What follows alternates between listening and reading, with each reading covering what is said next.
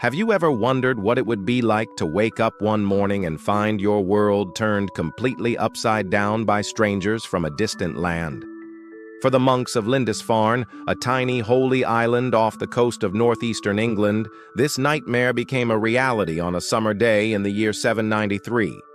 This wasn't just any attack, it was the event that roared the Viking Age into existence.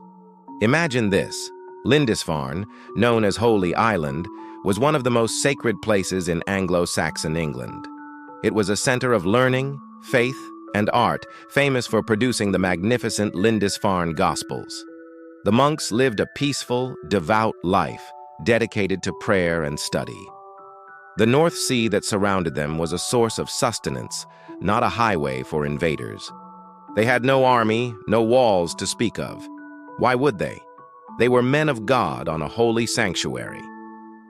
Then, on June 8, 793, strange ships appeared on the horizon. These weren't the familiar vessels of traders or fishermen. They were long, sleek, and fast, with dragon heads carved into their prows, slicing through the waves like predators. From these long ships poured men unlike any the monks had ever seen. Fierce, bearded warriors armed with axes, swords, and round shields. These were the Norsemen, the Vikings.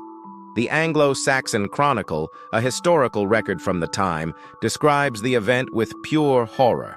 It speaks of fiery dragons flying in the air, immense flashes of lightning, and famine.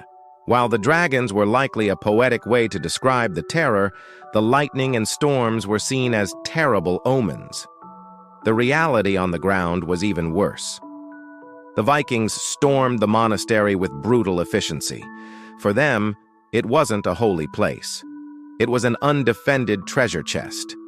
They saw a building filled with gold crosses, silver chalices, and jeweled book covers, guarded by men who wouldn't fight back. The attack was swift and devastating. The raiders plundered the church, desecrated the altars, and seized all the valuables they could carry. The scholar Alcuin of York, who was from the region but serving in the court of Charlemagne in modern-day France, wrote letters filled with anguish when he heard the news. He cried out, "Never before has such a terror appeared in Britain as we have now suffered from a pagan race. The heathens poured out the blood of saints around the altar and trampled on the bodies of saints in the temple of God, like dung in the streets." This raid was a profound shock to the Christian world. How could God allow such a holy place to be destroyed by pagans? It shattered the sense of security that had existed for centuries. But for the Vikings, Lindisfarne was a massive success. They returned to Scandinavia with unimaginable wealth and, more importantly, with knowledge. The knowledge that England and the rest of Europe were rich, vulnerable, and ripe for the taking.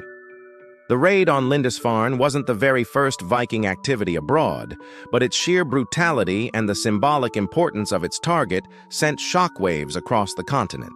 It was the moment the Vikings announced themselves on the world stage, not as traders, but as a formidable new power. This single event lit the fuse for 2.5 centuries of exploration, trade, conquest, and settlement that we now call the Viking Age. From Dublin to Kiev, from Iceland to the Mediterranean, the legacy of the people who first stormed that peaceful island would reshape the map and the very course of history. So the next time you think of Vikings, remember that it all began on that fateful summer day on a small holy island, with the clash of steel against stone and the cries that echoed across the water heralding a new and fearsome era. Thanks for watching. If you found this journey back in time interesting, please hit that like button, subscribe to the channel, and ring the bell so you don't miss our next dive into history. See you in the next video.